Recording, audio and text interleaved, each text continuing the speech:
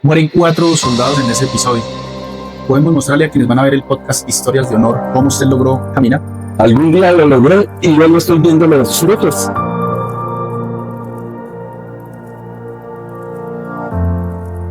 Sí, yo en gran camino a retirarme de esta explosión alcanzo a dar unos pasos, pero empiezo a sentir que mis piernas empiezan a tomar una forma diferente. Empiezo a sentir dentro de mi subconsciente que se me empiezan a elevar. ¿Qué se siente o qué sintió usted cuando estaba allí en esa camilla al borde de la muerte y ve al famoso ángel? El helicóptero que se le llamábamos el Ángel. El Ángel es un helicóptero blanco con el emblema de la Cruz Roja. Y llega este helicóptero a salvaguardarnos con la desafortunada respuesta de un especialista que me dijo que no iba a volver a caminar. Yo creo que este fue el punto de vista para decir si voy a llevar la contraria y decir si puedo caminar. 2 motos con 2 personas y nos hacen una serie de ráfagas a nuestro pelotón. Yo tengo amputación bilateral transfemoral. Yo una vez llego a la ciudad de Cali, pierdo mi primera pierna, la pierna derecha por encima de rodilla. Lo entrenan a usted para la guerra. En Colombia, en muchas regiones del país, vivimos constantemente en guerra, lastimosamente. ¿Cómo afronta usted esa vivencia de perder 4 de sus hombres en medio de ese infortunio, de esa explosión? Me enojé, me hice la pregunta, ¿por qué a mí? Le pregunté a Dios por qué propósito tiene para mi vida el estar en estas condiciones. Es hoy por hoy usted una gloria del deporte en Boyacá, es usted un referente nacional. Ya en diferentes escenarios usted ha logrado podium, ha logrado medallas, ha traído grandes logros para este departamento. ¿Cuántos triunfos tiene hoy en su palmarés deportivo? Yo soy doble campeón nacional en juegos nacionales.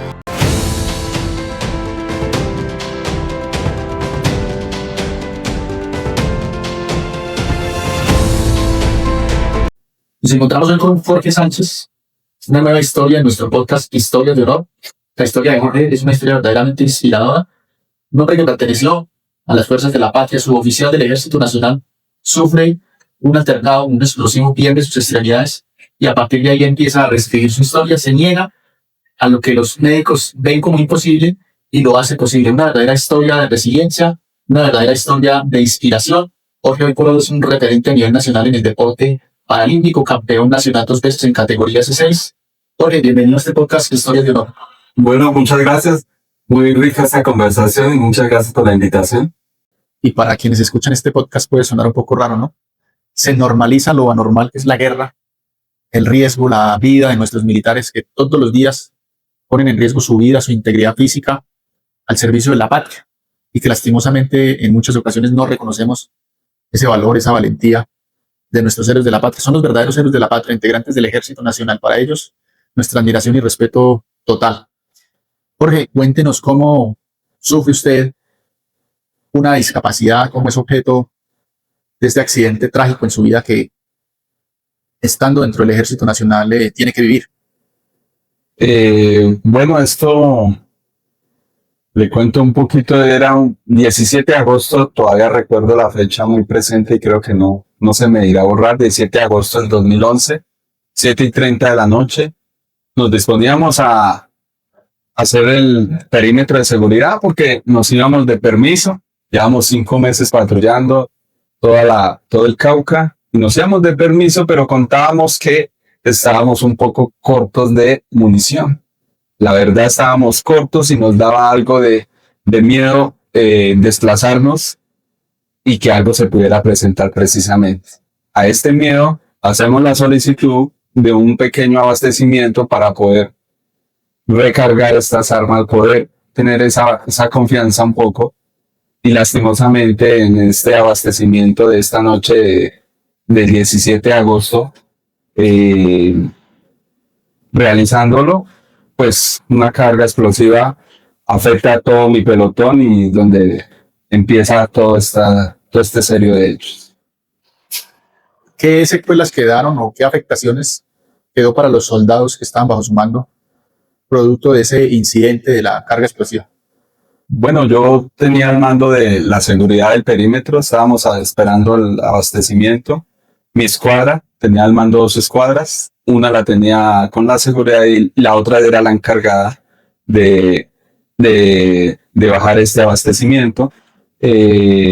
Lastimosamente pierdo 3 soldados de mi escuadra del impacto profundo de esa noche y otros 4 quedan con una serie de secuelas de esquirlas y traumas de quemaduras, donde de mi parte, donde yo me veo también afectado de esa noche. ¿En usted qué afectaciones produjo esa carga explosiva de la noche del 17 de agosto del 2011? Bueno, yo creo que la adrenalina del momento no me llevaba a asimilar las cosas como estaban pasando. Yo quedo en un estado de shock.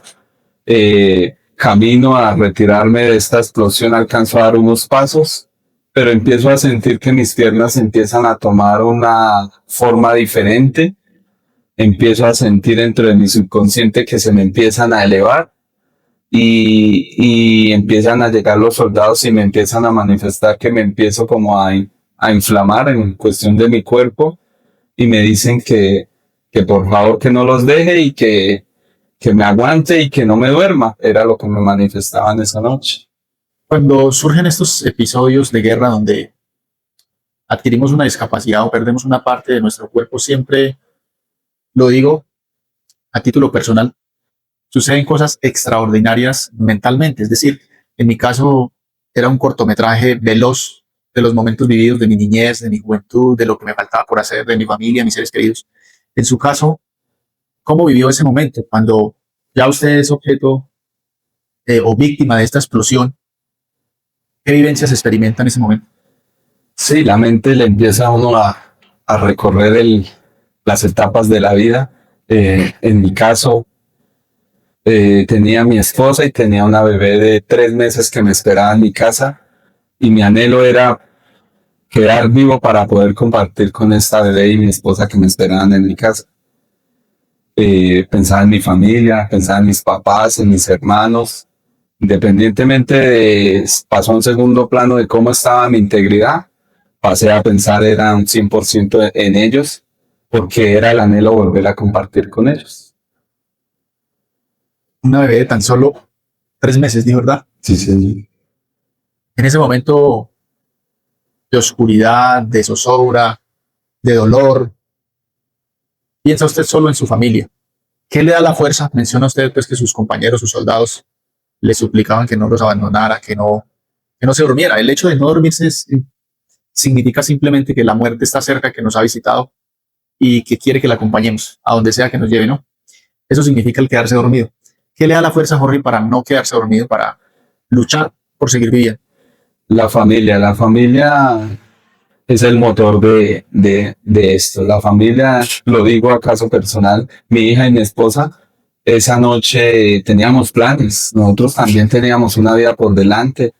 Mi esposa me esperaba en la casa porque ella quería que saliéramos a disfrutar de muchas cosas. Mi hija, yo tenía mi proyecto para seguir guiándola paso a paso. Entonces ellos me recorrían mi mente y me decían que no los dejara, no los abandonara. Su esposa, su bebé de tan solo 3 meses, sus padres fueron los ángeles que le dieron a usted esa fuerza. ¿Cree que en algún momento intervino la mano divina, Dios, en lo que usted cree hoy, Jorge? Pues yo soy muy creyente y creo que a estas alturas Dios me tenía para otras cosas. Yo creo que no era mi momento, a pesar de pues las cosas que estaban pasando, a pesar de lo que estaba viviendo, de las secuelas que iba a tener, pero sí muy aferrado a la mano de Dios y no era mi momento. Mueren 4 soldados en ese episodio. El estar vivo es un auténtico milagro, sin lugar a dudas. Que usted hoy esté vivo, nos esté acompañando en este lugar, esté contando su historia aquí en Historias de Honor, Guerreros con Mentalidad de Acero. ¿Cómo afronta usted esa vivencia de perder 4 de sus hombres en medio de ese infortunio, de esa explosión? No, después de este shock, pues, como decía, convivir con ellos se vuelve la familia. Yo personalmente sabía de sueños que ellos tenían, de cosas que ellos tenían por hacer. Son también unos padres que los esperaban, entonces pues siempre afectado un poco por saber de primera mano estos sueños que tenían estas personas y ver en qué momento pues queda en el vacío lo que acaba de pasar. Porque usted se entera de la muerte de sus hombres, de sus soldados, allá en el área, en el campo, o se entrena o posteriormente se entera de ese fallecimiento. No, yo me entero una vez después ya en una clínica en la ciudad de Cali, yo me entero después, alcanzo a percibir esa noche la afectación porque fue un momento de silencio, de explosiones, de disparos, alcanzo a percibir que van a salir heridos, pero en realidad toda esta afectación la percibo una vez estoy en la clínica. Geográficamente, ¿en qué lugar ocurrió este episodio?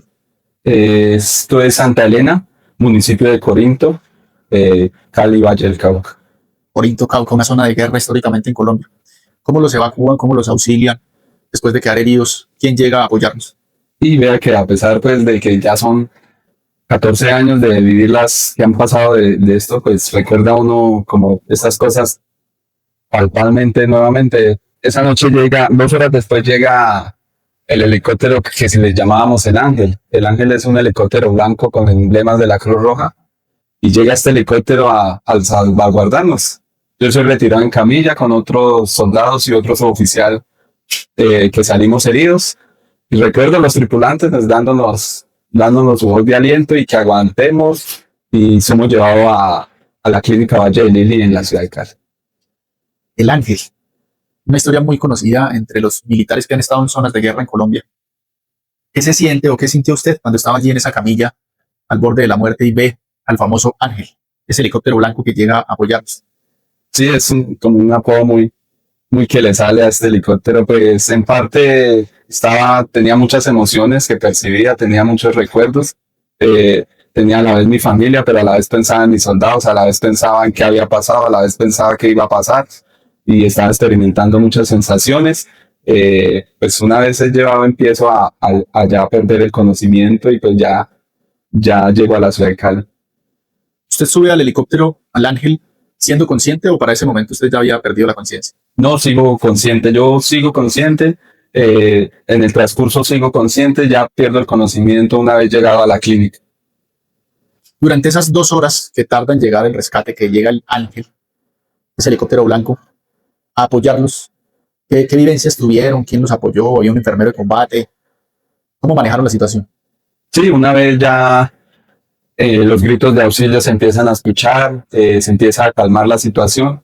Mis otros soldados me apoyan, los que pertenecían a mi escuadra, empiezan a llegar mis otros comandantes, los otros cuadros, los otros oficiales que llamamos, y pues algunos sí tienen una reacción un poco más fuerte, otros entran en esa etapa de consolación, de recuerde que tiene una familia, que no se vaya a ir, que sea fuerte, que manténgase.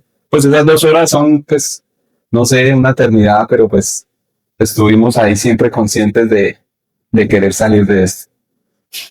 ¿Qué secuelas dejó ese incidente, esa explosión infortunada en su cuerpo? ¿Qué lesiones le causó? Bueno, yo tengo amputación bilateral transfemoral. Yo una vez llego a la ciudad de Cali, pierdo mi primera pierna, la pierna derecha por encima de rodilla. Esa pierna venía ya destruida por las secuelas de la explosión. Entro en tratamiento, tengo intestinos perforados y perforación del tímpano izquierdo. Quedo en estado de sin poder ser consciente de lo que me está pasando. Mi pierna izquierda queda con un tutor desde cadera hasta el pie, porque tengo partido el fémur y la tibia. Entonces, sí tengo una serie de infecciones. Entonces, esta es mi primera etapa de cómo quedo después de este accidente. Menciona usted que no estaba consciente en ese momento, pues con las lesiones tan graves que usted tenía, perder una de sus extremidades inferiores y la otra con unas graves lesiones. ¿En qué momento usted es consciente de la realidad, de su realidad? No, pues en realidad fue un proceso largo. Yo duro intervenido e inconsciente como 5 días. Una vez me despierto, me veo sin mi pierna derecha. No lo asimilaba muy bien, no reaccionaba a mi pérdida. Pero una vez empiezan a transcurrir los días, una vez empiezo a entrar en razón, empiezo a entender lo que me está pasando. Jorge, hoy por hoy pues usted usa prótesis, unas prótesis bastante avanzadas tecnológicamente, pero ¿en qué momento usted se entera que pierde sus 2 extremidades inferiores? No fue una decisión fácil porque mi pierna izquierda queda funcionabilidad, digámoslo, de un 10%. En el ámbito pues médico o militar le decimos me iba a quedar una pierna muerta, tiesa, dura, que no iba a tener movilidad muy buena. Decidimos, hablo con mi esposa que siempre se convirtió en mi mano derecha, ella siempre acompañándome en todo momento, hablo con ella y le pido ese apoyo para que sea los dos los que tomemos esta decisión de poder dar el siguiente paso que es, realizamos, que es ante la infección y ante la pérdida de mi pierna, pues que sea amputado para mejorar mi calidad de vida. Es decir, el médico lo pone a usted a decidir si le amputan las dos piernas o solo una de ellas. Toma usted esa decisión junto a su esposa y qué procedimiento le realizan o qué ocurre allí en esa unidad médica después de que usted toma esa decisión. Ante la amputación de mi pierna derecha en un principio por mi accidente y ante el estado de la otra pierna de fractura de tibia, peroné y una infección avanzándome y no logrando un procedimiento que tenga mejoría, los especialistas, los médicos nos hacen la recomendación que valoren la opción de amputarle porque la infección sigue subiendo y va en un momento a poner en riesgo su vida. Ahorita es una pierna, pero en un momento más puede ser su vida. Con mi esposa realizamos pues, lo que hablamos, llegamos a la decisión de lograr cortar esta infección de raíz y poder mejorar. Una vez queda con la amputación de sus dos piernas, ¿qué emocionalmente, qué experiencias tiene, psicológicamente, cómo lo afronta? ¿Cómo vive ese momento de pasar de ser un suboficial del Ejército Nacional totalmente independiente a perder sus extremidades? No, independientemente, yo creo que como de ser suboficial del ejército era un ser humano y tuve que vivir yo en lo personal las etapas de esta pérdida. Lloré en mis piernas, sentí frustración, me desesperé, me enojé, me hice la pregunta, ¿por qué a mí? ¿Por qué a mí? ¿Por qué no a otro? Porque pues, el ser humano vive estas emociones. Le pregunté a Dios por qué propósito tiene para mi vida el estar en estas condiciones. Recibí capacitación, hablé con muchas personas, pero pues poco a poco empecé a entender que quería otra vida y que tenía que seguir adelante. Le pregunté a Dios para qué sobreviví mejor en estas condiciones. ¿Obtuvo respuesta, Jorge? Pues yo creo que a corto plazo la respuesta la tendré a largo plazo. O sea, yo creo que el poder disfrutar a mis hijos, creo que ha sido el motivo de por qué quedé vivo. Creo que ahí encuentro el refugio de esta pregunta yo creo que mis hijos serán, o quiero que sean, el reflejo de por qué quedé vivo. Después de este episodio tan trágico donde usted pierde sus extremidades, quedar vivo se convierte en un reto. Se convierte en un reto. ¿Cómo asume usted ese reto de afrontar una discapacidad sin sus dos extremidades? ¿Cómo es ese proceso? Sí, ese proceso, pues... ¿Es el diagnóstico médico? ¿Cuál es el pronóstico que dan los médicos respecto a su nueva condición? Bueno, una vez yo ya estoy consciente de mis hechos, de mis cosas, mi diagnóstico es amputación bilateral transfemoral. Esto es perder las piernas por encima de las rodillas. ¿Cuál es el proceso que indican los médicos respecto a su nueva forma de vivir? Es decir, ya sin tener las piernas, ¿qué dicen los médicos, los especialistas respecto a esa nueva forma de vivir? No, pues yo creo que el hecho de recordar estas cosas también todavía lo marcan a uno. Resulta que en lo personal, a mí me dijeron que de aquí para adelante iba a vivir en una silla de ruedas, que iba a ver el mundo desde la silla de ruedas y con la palabra que nunca más iba a caminar. Tengo que ser consciente que al principio pues me dio duro de imaginarme mi realidad en este momento, en esta silla de ruedas. Pero la verdad el mundo le tiene a uno preparado otras cosas y me propuse con mi familia, me propuse con mis hijos lograr otras alternativas. Cuando dice lograr otras alternativas, diferente a no va a volver a caminar, que fue el diagnóstico definitivo. ¿Qué es lo que usted hace para cambiar ese diagnóstico y demostrarse a sí mismo, a su familia e incluso al cuerpo médico que sí se podía? Lo que pasa es que hasta conté con la desafortunada respuesta de un especialista que me dijo que no iba a volver a caminar. Yo creo que este fue el punto de vista para decir si voy a llevar la contraria y decir si puedo caminar.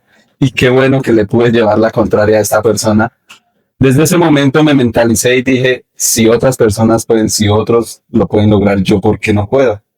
Eh, Hubo tanta involucración de mi esposa en este proceso que se volvió mi bastón para realizar todo eso. Empecé mi terapia poco a poco, dándole tiempo al tiempo y busqué las ayudas, busqué mi rehabilitación y en este proceso me encuentro con que hay unas prótesis que pueden llegar a hacerte caminar. Entonces, eh, llevo todos mis pensamientos y mis votos y mi deseo a poder caminar y, y mi anhelo era ese, caminar.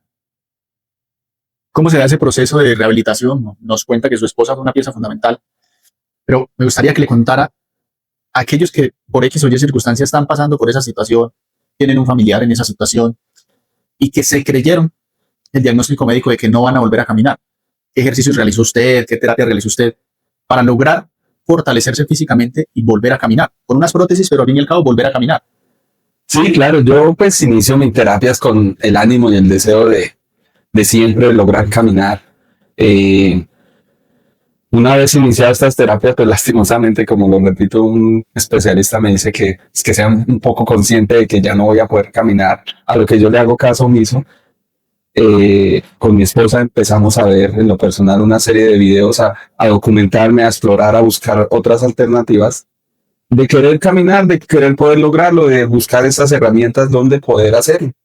Empiezo a hacer mi terapia, en lo personal empiezo y me lo pongo como reto, empiezo en mi casa a hacer mis terapias, empiezo a fortalecer mi mente y mi cuerpo, que es muy importante, y el tiempo me va dando la razón, cada vez me voy sintiendo mejor, me voy sintiendo mejor.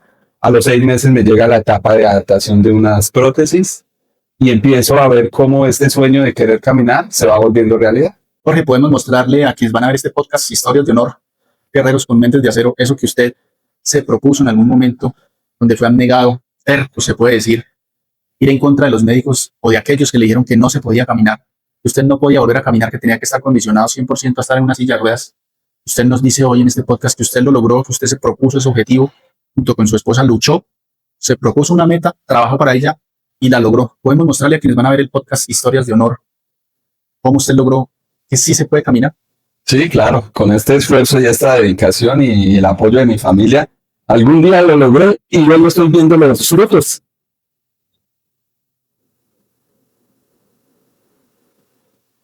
Sí, don John, gracias a Dios lo logré y hoy veo gratificado todo esto. Hoy por hoy lo pueden estar viendo muchos jóvenes y personas que no solo por la guerra, sino por diferentes circunstancias, les han dicho que no pueden volver a caminar. Es un vivo ejemplo, una verdadera historia de honor. Lo digo con sinceridad, Jorge, es de los podcasts más genuinos, más originales y que más se identifican con el título de este podcast, Historias de Honor. Su historia es una historia de honor, una historia de valentía, de resiliencia, de inspiración.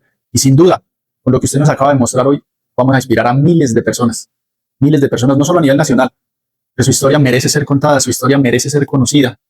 Un héroe de la patria que le sirvió a este país y que en el servicio a su patria afrontó la guerra y pagó las consecuencias, perder sus extremidades. Le indican que no vuelve a caminar y usted se propone esa meta y lo logra. ¿Qué le dice usted, Jorge, a esos jóvenes que hoy están en ese panorama oscuro, que no encuentran una salida, que no saben por dónde empezar, que han perdido parte de su cuerpo y les dijeron que no se puede? ¿Qué les dice usted, Jorge? Pues muchas gracias, don John, por esas palabras. No, yo les digo que la vida los va a poner en miles de obstáculos. A mí en un momento me colocó un obstáculo, pero no fue un impedimento para seguir mi proyecto de vida. Me lo propuse, lo luché, todo es con trabajo y disciplina, pero se puede lograr.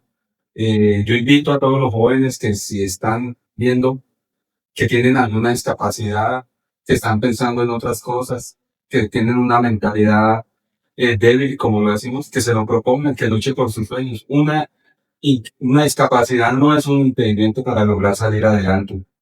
Hoy es el caminar. Yo un día me dijeron no puede caminar. Yo me lo propuse y lo estoy realizando en este momento. Yo quiero invitar a todos los que me están viendo que si tienen un sueño o un impedimento, lo logren, se ejerciten, se lo propongan, se mentalicen y mucho ánimo y para adelante. Suboficial del Ejército Nacional, ¿qué se siente haber portado ese camuflado, ese pixelado del Ejército Nacional, haber sido un héroe de la patria? No, es un orgullo, todavía lo recuerdo allá en el 2006 haciendo mis papeles, mi carpeta y el hecho nomás de nombrar la carrera, el título, pues me pone la piel de gallina porque siempre pues fue un anhelo ya lograr su carrera militar. Fue un sueño cumplido, ser integrante de la Fuerza Pública Colombiana. ¿Cómo fue ese proceso ya como suboficial del Ejército Nacional? ¿Dónde más laboró? ¿Dónde estuvo? ¿Qué experiencias tuvo como militar que nos pueda compartir en este podcast Historias de Honor? Claro, yo no, pues ya una vez iniciado todo el proceso, para nada ya fue fácil, todo tiene su nivel de dificultad, pero fue el tiempo pasando y fue el tiempo dándonos nuestro lugar. Eh, una vez se ascendía en el 2008 a lograr mi título como suboficial y empezando en los rangos como cabo tercero, mi primer traslado fue a la ciudad de Carepa, Antioquia. Pues allí, gracias a Dios, empecé en esta nueva etapa, ya empecé en una parte administrativa, en una parte de instrucción y fue aprendiendo conocimientos que fueron forjándome en la carrera. Dentro de su vida como suboficial del Ejército Nacional, ¿a qué lugares de la geografía nacional estuvo destinado y qué experiencias tuvo allí como cuadro de mando? Bueno, ya una vez estuve por todo el sector del Urabá antioqueño, una vez cumplida mi labor también estuve en una parte de Bogotá y nuevamente fui trasladado a la parte del Cauca donde cumplí unas grandes labores que pude ejercer en esa zona. Estuvo usted como suboficial, como cuadro de mando, a cargo de hombres al Ejército Nacional. Dentro de esa experiencia, ¿tuvo alguna intervención con fuerzas al margen de la ley, grupos ilegales y demás en estos destinos que nos acaba de mencionar? Bueno, claro, una vez terminé mi labor en el Urabá antioqueño, fui trasladado para la Móvil 17, batallón de contraguerrilla 102, donde llego a una unidad de choque, donde empiezo a patrullar con mi pelotón. Al mando tenía 2 escuadras llena de muchachos y de soldados preparados para lo que se está viviendo en nuestra Colombia. Combatíamos el grupo 6 de las FARC y diferentes acciones que nos pasaban en el día a día. ¿Cómo entrenaban a los soldados, a sus subalternos, soldados de la patria, y a los oficiales del Ejército Nacional para afrontar estas situaciones tan complejas de combate, de enfrentarse al enemigo, de enfrentar emboscadas, ataques guerrilleros, estar bajo constante zozobra? Bueno, la escuela lo prepara a uno para todo esto, el tiempo de formación, y hay que contar que el colombiano cuenta con esa chispa especial para ejercer esta labor. El ejército real está es afuera, siempre lo hemos dicho y siempre será así. Estamos preparados para sortear todas estas cosas. Una vez en el campo de batalla, esta formación se ve y se pone en práctica. Mentalmente, ¿cómo se preparan? Es decir, ¿qué entrenamiento tienen para fortalecer la mente? Llega usted siendo un muchacho prácticamente niño con un sueño de ser héroe de la patria. ¿Y cómo se lleva a cabo ese entrenamiento mental para afrontar la guerra en Colombia? Bueno, pues yo conté con el apoyo, vengo de una formación también de familia con principios y valores. Recibí un conocimiento de qué hacer, qué no hacer. Mentalmente me considero pues una persona fuerte. No es de negar que en ciertos momentos se cuenta con miedo o se le pasan miles de cosas por la cabeza a uno, pero siempre hay ese espíritu, esa fuerza de querer hacer las cosas bien y hacer las cosas lo mejor posible. ¿El Ejército Nacional utiliza algún tipo de plan, algún tipo de entrenamiento específico dirigido a fortalecer la mente del soldado colombiano, del suboficial del Ejército colombiano? Bajo mi experiencia, cada vez realizábamos un reentrenamiento que nos pertenecía, que nos lograba volver a afianzar estos conocimientos. Otra vez se volvía a repetir acciones, sucesos que podrían estar pasándonos dentro de lo mental, como en el campo de batalla. Algo decir prácticas y todos estos ejercicios, siempre hay que realizarlos para ir practicando estas cosas. Los soldados colombianos, los integrantes del Ejército Nacional colombiano son los mejores del mundo, sin lugar a dudas. Eso es un reconocimiento que se hace a nivel internacional y ha sido históricamente así. Incluso nuestros héroes que participaron en guerras internacionales, la guerra de Corea, hoy por hoy en Colombia se levanta un monumento en honor a estas legiones de militares que estuvieron en este lugar. Usted fue entrenado para la guerra en una escuela militar. Jorge, ¿cómo le nace a usted ese deseo? ¿O qué lo inspira para pertenecer al Ejército Nacional, al glorioso Ejército Nacional, convertirse en un suboficial? ¿Cuál es ese factor inspirador para que en su momento usted tome esa decisión? Bueno, una vez termino mis estudios de bachillerato, de secundaria, pues decido irme a prestar mi servicio militar, siempre pues con la vocación de pertenecer al ejército.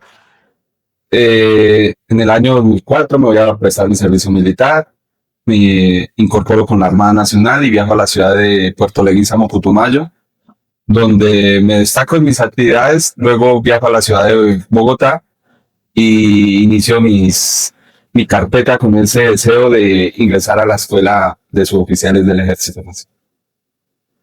Ingresa usted al Ejército Nacional y empieza a prepararse en su carrera militar. Cuéntenos cómo fue ese proceso, dónde se preparó, en qué consistió esa preparación y ese entrenamiento para pertenecer al Ejército Nacional. Bueno, esta aventura como se inició, pues no fue nada fácil. Tampoco es una formación militar que nos están dando. Inicio esta labor en la Escuela Militar de Suboficiales Inocencio Chincay, con sede en Tolemaida. Y paso 2 años en formación, preparándome para mi nueva labor, que sería la de suboficial del Ejército Nacional.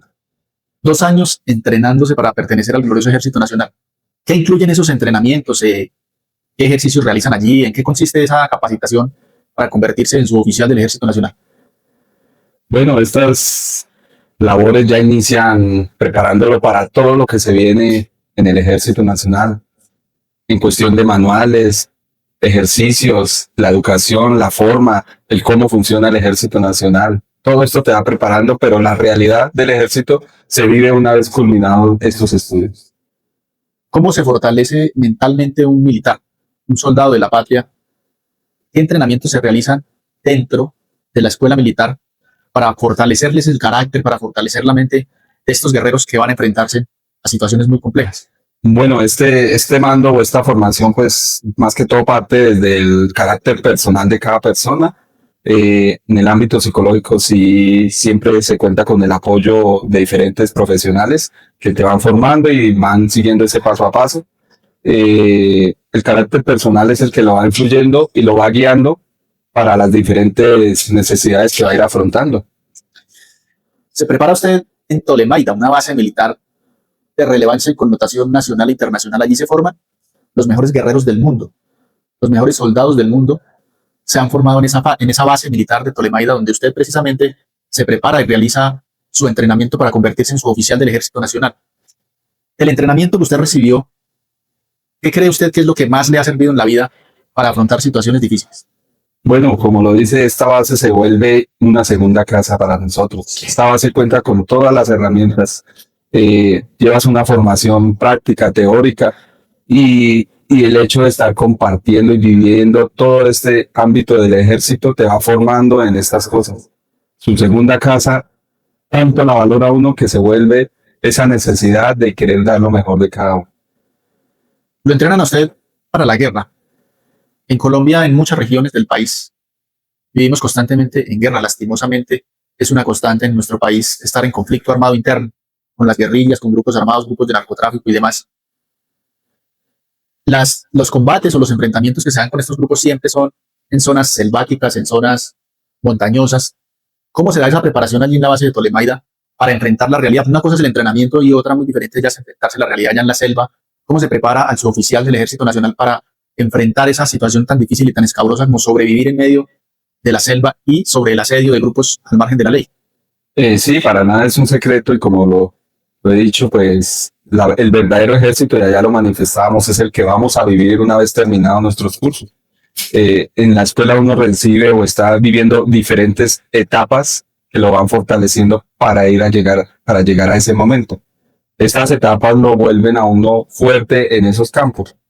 Tú te preparas teóricamente una parte, luego esa teoría la pone en práctica, pero en realidad el ejército es el que vamos a ir a vivir, donde se va a apostar la vida, donde se va a jugar su vida es una vez terminado su carrera. Siempre quienes hemos pertenecido a alguna fuerza, ejército, policía, recordamos de nuestra fase de instrucción o de entrenamiento a un instructor en particular que nos forjó el carácter y que nos dejó una huella imborrable para fortalecer nuestro carácter a lo largo de nuestra vida militar o policial. ¿Recuerda usted en particular algún instructor, cuadro de mando, comandante que haya sido su mentor en la vida militar?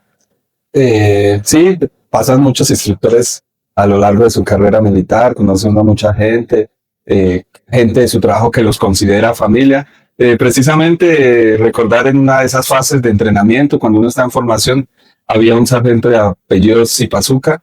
En esas unidades donde uno iniciaba esa parte de digamos, como lo llamamos, de trasnocho, de aguantar hambre, de formación, estos instructores que con su experiencia y su carácter lo que buscaban era forjarnos para que supiéramos qué era lo que íbamos a vivir. Entonces, sí, claro, esto lo marca uno para siempre, y cómo olvidar a ese sargento que nos levantaba a cualquier hora, que nos dejaba aguantar hambre, digamos, entre comillas, pero esto era parte de la formación que íbamos a recibir. Hacía parte de la formación, claro, los instructores no lo hacían con el ánimo de hacerle la vida más difícil a los demás o de incomodarlos por incomodarlos, sino que eso tenía un objetivo específico y era fortalecer la mente del soldado, del suboficial, para que cuando tuviera que enfrentarse a la realidad, pues tuviera la capacidad sin claudicar en dicho esfuerzo, ¿verdad? Jorge, pasa usted ya su etapa de entrenamiento, su etapa de instrucción en la escuela militar y llega el momento de graduarse como suboficial del Ejército Nacional.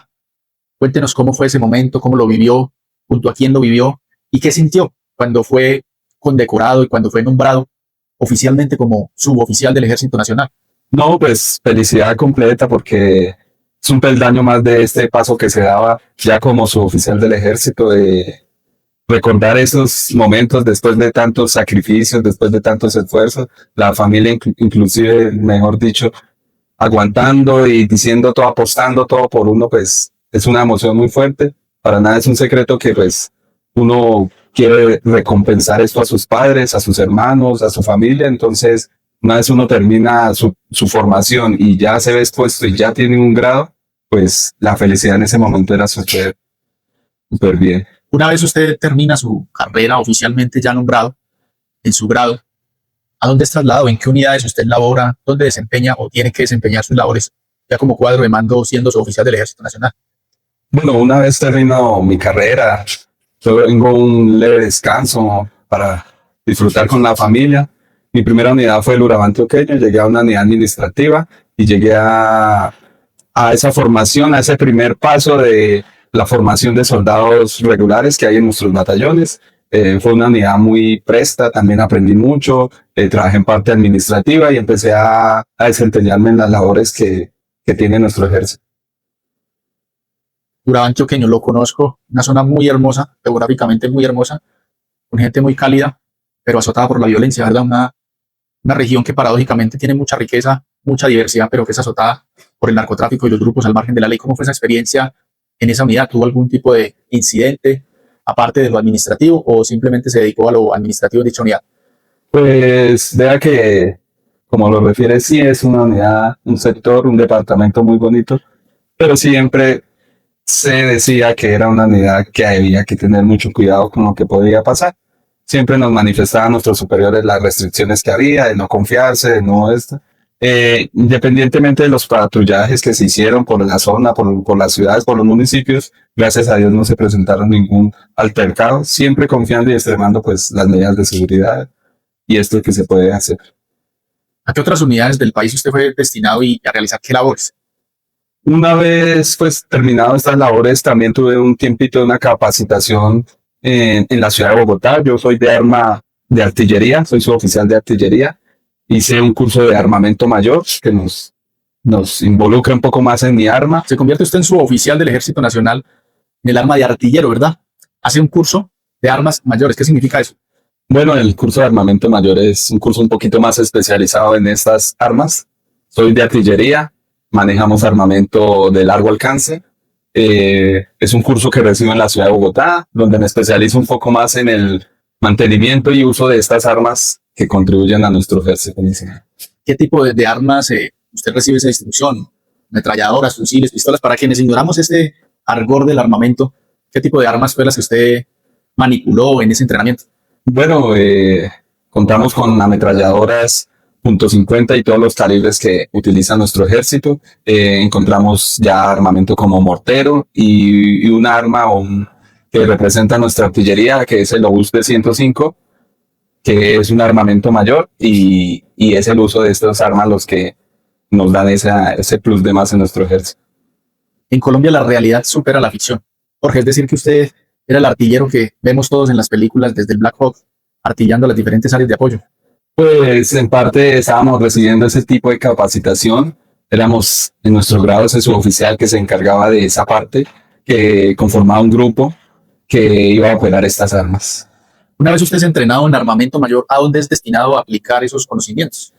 Bueno, una vez termino mi labor y me gradúo de estos cursos, vuelvo a mi unidad donde estaba, vuelvo al Urabá antioqueño, termino mi parte que estaba ejerciendo en esta labor y soy destinado a la unidad, a la móvil 16, a un batallón de contraguerrillas y empiezo ya en una unidad de choque que le llamamos y empiezo a patrullar el Cauca.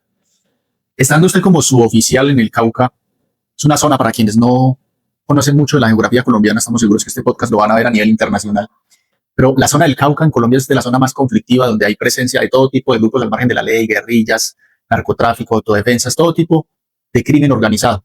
Allí mandan a los mejores hombres del Ejército Nacional, de la Policía Nacional, para combatir la criminalidad. ¿Qué experiencia estuvo allí, Jorge, en esa zona del Cauca colombiano? Bueno, es una experiencia difícil. Como lo dices, el Cauca presenta una geografía montañosa. Recuerdo mucho que una vez, una de los dichos que decíamos, hoy dormimos acá, pero no amanecemos en este mismo lugar, por la misma geografía que se presentaba, hablándolo así. El descender de una montaña se presentaba un peligro y de una vez tocaba subir para otra montaña porque el peligro lo acechaba una región con muchas cosas, pero también muy complicada por el conflicto que vivimos. Me hace recordar usted un suboficial que recientemente estoy defendiendo en un proceso penal militar. Lo llevan a corte marcial porque tomó la decisión de él y sus hombres dormir en el mismo lugar por 2 noches. En ese código de guerra y bajo la instrucción que usted recibió, ¿cuál es la directriz? ¿Cuál es la consigna respecto a la pernoctación en esos lugares, tanto de soldados como de suboficiales? Bueno, pues independiente de cada región presenta una geografía diferente. La consigna es cuidarse y protegerse lo más posible. Este suboficial si tomó la decisión de pronto de quedar ahí, de permanecer ahí, pues de pronto veía viable que su seguridad estaba tranquila, se podía hacer. Pero juega un papel muy importante y algo que nos caracteriza a nosotros como colombianos es que pues tenemos esa malicia, esa chispita además y pues siempre andamos en movimiento y yo creo que eso es lo que caracteriza a nuestro ejército. Él permanece un día en un lado y el otro está en otro lugar. Largos patrullajes, largas jornadas en medio de la selva, en medio de esa actividad de guerra. ¿Cómo afronta usted el mando y cómo ejerce usted ese liderazgo sobre los hombres que están bajo su mando? Bueno, estos hombres se te vuelven en una segunda familia. Se involucran tanto que tú los quieres proteger hasta donde más puedas. Son hombres también con sueños y familias que los están esperando. Uno tiene la responsabilidad de volverlos a su batallón nuevamente completos, como lo decimos, para que puedan disfrutar de esas cosas. El mando se vive bajo esa presión, bajo esas cosas, pero siempre con la guía de Dios y el deseo de que todo salga bien. La ayuda y la guía de Dios ha mencionado usted un aspecto fundamental. ¿Cree usted en Dios, Jorge? Sí, señor. Gracias, señor. Soy católico y siempre, con mucho orgullo, siempre nos encomendamos y nuestros ejércitos son de Dios. Nuestros ejércitos son de Dios. Qué buena frase. Jorge, en ese trasegar allá en el Cauca, ¿qué experiencias tuvo de enfrentamientos con grupos al margen de la ley? Bueno, yo conté con una experiencia muy particular. En el ejército lo llamamos el bautizo. Resulta que yo inicio ¿cómo lo pudiera decir? Mi acceso a la zona de patrullaje, al pelotón donde yo voy a iniciar. Llego una noche, al otro día tempranito el desayuno y empieza nuestro calvario, como lo dicen. Recibí mi primer bautizo. ¿Qué significa el primer bautizo? pasa dos motos con dos personas y nos hacen una serie de ráfagas a nuestro pelotón. Desde ahí, pues ya como dicen, o entra en situación y así se vive esto por acá. Y entonces empiezan esta serie de altercados con los grupos al margen de la ley de esta zona. Porque después de ese bautizo, como usted lo llama, de recibir unos rafagazos de unos sujetos, sin lugar a dudas, pues pertenecían al margen de la ley. No nadie ataca a los héroes de la patria porque sí, estaban en su territorio y eran incómodos para ustedes. Después de ese episodio, ¿vuelve a vivir algún episodio de guerra, algún enfrentamiento? Sí, sí, señor. Yo creo que el hecho de estar la presencia del Ejército Nacional los incomodaba. Eh, Nosotros realizamos una serie de dispositivos por seguridad en la madrugada, en la noche. Eso, mejor dicho. Otra anécdota es bajando a un puesto de seguridad de estos, 4 de la mañana y nuevamente a las 6. Siempre esperaban que aclarara el día e iniciaban su labor. Eso es un pequeño hostigamiento que ellos realizan con el ánimo de desestabilizar la tropa, de inculcar el miedo, de realizar estas cosas. Y se volvió esto el pan de cada día. Esto ya los soldados después ya extreman toda su seguridad para ir combatiendo día a día. Oye, ¿cómo fue ese proceso para lograr caminar? Es decir, ¿qué partes de su cuerpo tuvo que fortalecer? ¿Cómo lo hizo? ¿Qué ejercicios?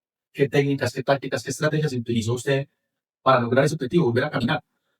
Bueno, yo empecé mi terapia física en cuestión de fortalecimiento, bajé de peso, eh, fortalecí mi cadera y empecé una adaptación a mis prótesis, que no fue nada fácil, que fue de caerse, tropiezos y levantarse. Fue un proceso de largo tiempo, fue cuestión de práctica, fue cuestión de disciplina y de mucha mentalidad siempre positivo a mejorar y hacer las cosas bien. ¿Qué sintió Jorge cuando volvió a caminar? Cuando usted volvió a sentirse de pie, volver a ver al mundo desde su estatura normal, pero usted es un hombre bastante fuerte, acuerpado, alto. ¿Qué sintió? ¿Qué sintió cuando volvió a estar de pie? Fue una felicidad enorme porque había sido un propósito, fue una meta personal haberlo logrado. Ver a mis hijos desde otro punto de vista me llenaba la cabeza de fortalecimiento para poderlo hacer. Ver a mi esposa, poderle dar un abrazo desde esta forma, pues era mi motor a realizarlo. Fue una alegría impresionante poder dar esos primeros pasos nuevamente y ver que la vida seguía, que todo eso era solo un obstáculo, pero la vida seguía. Vuelve a usted a dar sus primeros pasos y con esos primeros pasos empieza a escribir una nueva historia, a recorrer un nuevo camino, con su familia, sus hijos, con su esposa. ¿Cómo asumió su familia el hecho de que usted ya podía volver a caminar? ¿Qué reacción tiene? Pues ellos siempre fue su felicidad, ellos siempre me transmitían esta felicidad, el verme realizar esos pequeños avances que se vuelven tan significativos con el día a día. El hecho de pararse y sentarse ya era un avance, el hecho de dar unos primeros pasos ya era un avance. Ellos me lo manifestaban con su forma de ser, los niños, son extrovertidos, con el solo deseo de que sí puedes papá, eso era el motor para realizar todo esto. ¿Supe usted este siniestro y su hija era una bebé de tan solo 3 meses, mencionó usted anteriormente? ¿Cuántos años tenía ella cuando usted logró ese objetivo de volver a caminar? Yo me demoré siempre como año y medio. Ella tenía sus 2 añitos, ya dio sus primeros pasos de mi mano, pero en sí ya al yo lograr mi objetivo, ella ya pudo acompañarme, ya pudo realizar estas pequeñas caminatas a mi lado y ella tenía alrededor de unos 2 añitos. Así que paralelamente usted puede caminar junto a su hija. Ella aprendiendo a caminar, usted vuelve a aprender a caminar. Sí, sí, señor. Suena así un poco chistoso, pero la motivación se vuelve un deseo de verla caminar y ella me transmitía ese deseo de también ver caminar a su papá. Entonces, se volvió una dupla, los dos intentando en este objetivo y gracias a Dios se hizo realidad. Jorge, después de que usted lleva su proceso de recuperación, de rehabilitación, se pone esta meta tan alta, lo logra, ¿cómo replanteó su proyecto de vida? Bueno, sí, una vez, yo creo que la vida te va dando nuevas alternativas, nuevos proyectos y te vas abriendo nuevas cosas. Eh, Al empezar a interactuar ya con nuevas personas, al ver el mundo ya de otra forma de ver, eh, encuentro el deporte, encuentro en la natación un sentimiento que me empieza a llamar la atención y me empieza a robar y decirme, por acá puede ser, por acá puede realizar un proyecto de vida nuevo para su vida. Jorge, para quienes no saben, para quienes no conocen este mundo del deporte paralímpico, es hoy por hoy usted una gloria del deporte en Boyacá, es usted un referente nacional, ya en diferentes escenarios, usted ha logrado podium, ha logrado medalla, ha traído grandes logros para este departamento. ¿Cómo es ese proceso de usted empezar a forjarse como deportista paralímpico? Bueno, una vez inicia mi atracción, mi deseo como de poder involucrarme en esto del deporte, en la natación, empiezo a vincularme, empiezo a aprenderme, empiezo a educarme un poco sobre esta natación y empiezo, gracias a Dios, me abren las puertas de la Liga de Paranatación de Boyacá y empiezo a representar al departamento en sus diferentes escenarios. Ya a la fecha de hoy van 2 Juegos Nacionales, van diferentes lugares de nuestra región, de nuestro departamento que he podido asistir. He logrado ser campeón departamental, campeón nacional y pues se me abrió otro mundo que no tenía ese conocimiento. Una gloria del deporte en Boyacá. Boyacá es una de grandes deportistas, especialmente en el ciclismo, pero en el mundo paralímpico también tenemos grandes referentes. Jorge Sánchez es hoy un referente nacional e internacional en su categoría. ¿En qué categoría compite, no? Yo soy categoría S6 y SB5. Bueno, la natación en el ámbito paralímpico nos da una clasificación dependiendo a nuestra clase de discapacidad que contemos. Entonces, yo estoy asignado a esta clasificación. Jorge, recuerdo sus inicios en el deporte paralímpico. Consiguieron en algún momento cuando este servidor inició también en el deporte paralímpico. Y fue usted una inspiración, sigue siendo para mí, por eso estamos hoy en este podcast, estas historias de lo, porque en su momento yo lo veía hasta entrenar y usted es un auténtico guerrero, una verdadera bestia en el buen sentido de la palabra, entrenando. Usted tiene un estilo muy particular que al verlo desde fuera del agua, uno se siente inspirado. Cada brazada que da usted, cada exhalación dentro de la piscina, ese empuje, ese entrenamiento, esa rápida que usted le mete al deporte, ¿cómo lo logra? ¿Quién lo inspira? ¿Qué siente usted dentro del agua cuando usted realiza esos esfuerzos que en lo personal a mí me inspiraron en su momento para seguir entrenando, para seguir esforzarme, es un hombre sacrificado, esforzado, que a pesar de tener una familia, de tener un reto tan grande como el suyo, usted en el agua es un completo tiburón. Bueno, don John, muchas gracias por esas bonitas palabras. El deporte siempre ha sido un gran referente en mi vida. Yo creo que en mis primeros años siempre jugué al fútbol, al baloncesto, a la natación, siempre fue un referente en mi formación de adolescente. Ahorita en la natación mis referentes son mi familia, el poder involucrarlos, el poder ver estas nuevas etapas que puedo vivir en la natación son mi mayor motivación para mis hijos, para mi esposa, para mis papás, el ver que su hijo pues practica un deporte, que no está en una casa, no está en un celular, no está en unas cosas, pues en un televisor, pues es un referente a que hay un mundo afuera y que podemos hacerlo. Porque recuerda usted su primer triunfo, su primer podio, ¿qué sintió cuando usted se sube al podio y es nombrado medallista representando el departamento? ¿Qué sintió en ese momento? No, pues fue una felicidad porque es el fruto del trabajo que se ha realizado. Mis hijos, al ver el llanto de mis hijos, el sentimiento de ver a su papá en un podio me llena de mucha alegría. Fue una alegría impresionante poder representar y a nivel personal lograr el objetivo que sin uno se ha trazado. Porque usted es un verdadero guerrero con perseverancia. Este podcast va dirigido a guerreros con mentalidad de acero. Usted es un guerrero con mentalidad de acero. Soy testigo que usted competía en desventaja. Y aún así usted daba la batalla y aún así usted se montaba en el podio. Son cosas que pasan en nuestro deporte, son cosas eso, pero siempre va ese ánimo de querer hacer mejor bien las cosas. Sí, muchas veces se presentan esas serie de inconformidades, pero hay algo que uno debe siempre realizar desde que uno esté haciendo las cosas bien y esté buscando sus propios objetivos, pues que sea esa fuerza para seguir adelante. ¿Cuántos triunfos tiene Jorge en su palmarés deportivo? Yo soy doble campeón nacional en juegos nacionales y tengo muchas medallas campeonatos interligas, intermunicipales que se realizan a lo largo de nuestro departamento. Sigo vinculado a la Liga de Natación de Boyacá y sigo preparándonos para vivir las emociones de unos próximos Juegos Paranacionales 2027. ¿Qué se siente antes de ingresar a la? Hay una sensación que uno experimenta cuando está ya en cámara esperando la salida. ¿Qué se siente cuando anuncian su nombre, Jorge Sánchez, Boyacá, carril número tal, y suena ese característico sonido en la salida? ¿Qué siente usted?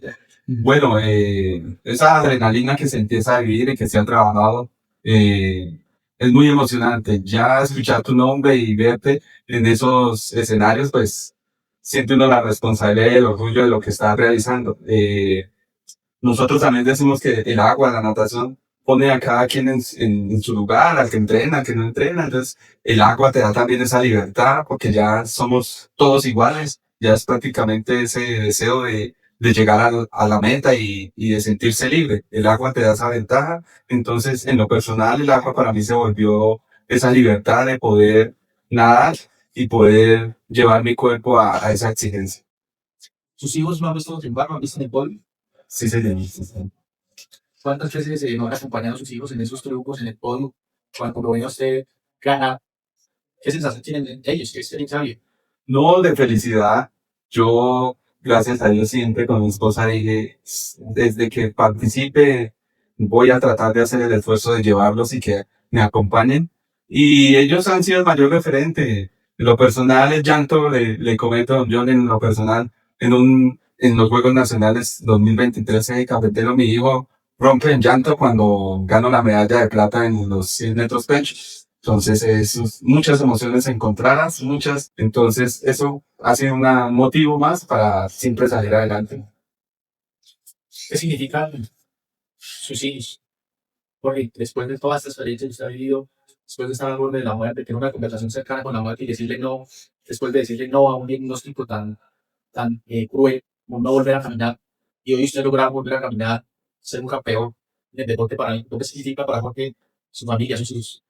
Mis hijos se convirtieron con mi esposa en el motor que necesitaba para yo creo que afrontar estas cosas.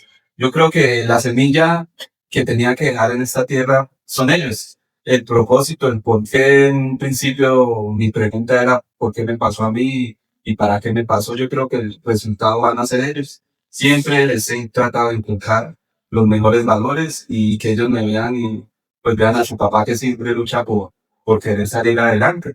Mis hijos y mi esposa siempre van a ser mi motor para seguir adelante. Porque sin lugar a dudas, usted es un ejemplo a seguir, una verdadera historia de honor. Y un ejemplo a seguir no es una frase de clichés, es que usted, con sus experiencias, con sus vivencias, usted no necesita decir una sola palabra para demostrarle al mundo que usted es un ejemplo a seguir. Usted es un buen hombre, es un hombre que le aporta a la sociedad, es un hombre de familia, un hombre que perteneció a las fuerzas militares, es un héroe de la patria viviente en carne y hueso, y sigue siendo un héroe del deporte paralímpico, representando orgullosamente a los boyacenses. ¿Cuál fue su mayor legado para el ejército nacional, para la patria? Bueno, yo muchas gracias nuevamente por esas palabras. No, mi legado del ejército pues siempre fue mi vocación que siempre se mantuvo, en deseo de servir, de ayudar, de querer salir adelante. Yo creo que eso es lo que nos forma como militares, el ánimo de servir y salir adelante, lograr una familia. Entonces, no, orgulloso y siempre con la mente y la firmeza de seguir adelante. Si tuviera la oportunidad de volver a ingresar al ejército nacional, ¿lo haría? Y don John, esa pregunta me la han hecho siempre y que si tenía algún propósito de alguna, o sea, que si me lamentaba en una cosa y siempre yo creo que cuando uno hace las cosas con pasión y con amor, siempre pues se dan los resultados. Y a su pregunta es si yo volvería a ser militar y siempre volvería a ser oficial del ejército. ¿Qué piensa de la frase militar con vida, militar toda la vida? No, pues que uno se casa con esto prácticamente. Es su vida, es su forma de seguir adelante. Es respetado que todos, digamos, no lo viven así, pero cuando las personas lo sienten de vocación, lo ven con la forma como los militares lo vivimos, esto se vuelve su vida completa. ¿Qué le diría usted hoy a los jóvenes colombianos que tienen esa aspiración de ser militares, o que ya lo son, pero están en una etapa temprana, cabos terceros, soldados profesionales de poca antigüedad, oficiales, subtenientes, tenientes. ¿Qué les diría a usted porque desde su experiencia en el ámbito militar, con su historia ahí? Que el camino es largo, que no se apresuren. Yo les diría que permitan vivir experiencias, que permitan aprender de los demás, que no se ceguen a saber, como uno dice, es que se cree que se la sabe todo, no, que permitan vivir esa experiencia de los demás, que luchen por su sueño, que aprovechen los lugares donde van a estar, que siempre hagan las cosas bien y que no suelten la mano de Dios, que es lo más importante. Porque, ¿qué le diría a quienes pretenden ingresar al mundo del deporte paralímpico? ¿Cuál es ese primer paso que se debe dar? Usted nos ha enseñado claramente que no hay que decir no, sino hay que decir sí puedo, y cuál es el siguiente paso. ¿Cuál es ese paso que deberían dar ellos para ingresar a este maravilloso mundo del deporte paralímpico? Sí, la palabra siempre sí puedo. La palabra es voy a lograrlo. No, pues que den el primer paso, que se levanten y busquen refugiarse en el deporte. El deporte le entrega a usted, le cambia su pensamiento, le da disciplina, le da constancia, le da formación. El deporte le puede dar un proyecto de vida para un largo plazo. Entonces, yo ya les hago la invitación a que se vinculen a practicar algún deporte y siempre tenga la mentalidad de mejorar. Es el deporte paralímpico un vehículo fundamental para el crecimiento personal, para la rehabilitación. Si usted nos ha mostrado hoy que sí es posible y que se pueden lograr los sueños y replantear un proyecto de vida teniendo como base el deporte. ¿Cree que la experiencia que usted ha tenido y que tuvo dentro de las fuerzas militares, eso le ha servido para fortalecerse mental y físicamente en este nuevo proceso después de su accidente y después de adquirir una discapacidad? Bueno, yo creo que esta formación sí yo la veo que me tuvo que haber servido porque el deporte te lleva a ciertos retos y te va vinculando a que no siempre las cosas pues pasan como uno cree, como uno quiere. Mi formación militar, mis valores de casa sí se ven involucradas en cierta parte en este proyecto del deporte, en esta labor del deporte, y se ve reflejado en la constancia y disciplina que le colocamos al amor hacia el deporte.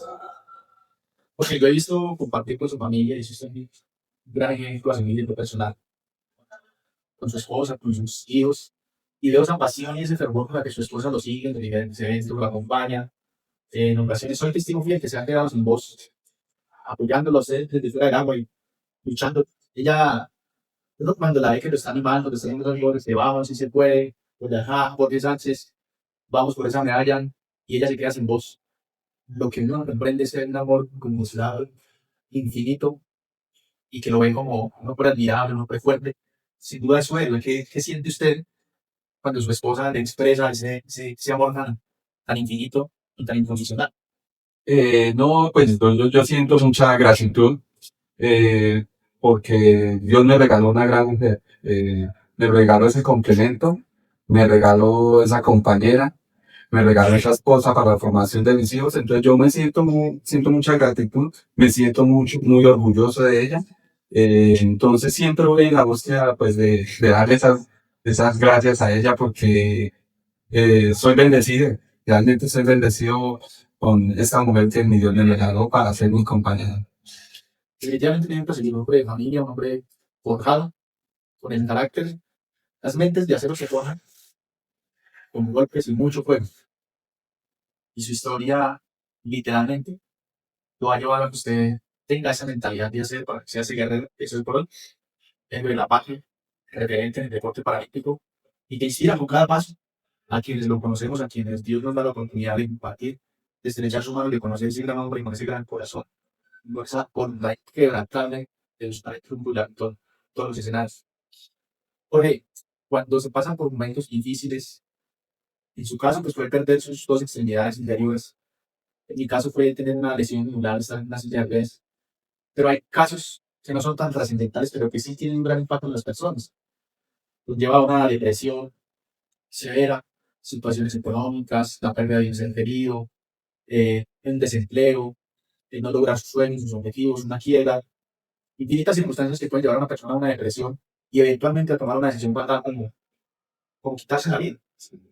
¿Qué le dice hoy usted, Jorge, a las personas que lo están viendo, que lo están escuchando y de lo mejor pueden estar contemplando esa posibilidad de darse la...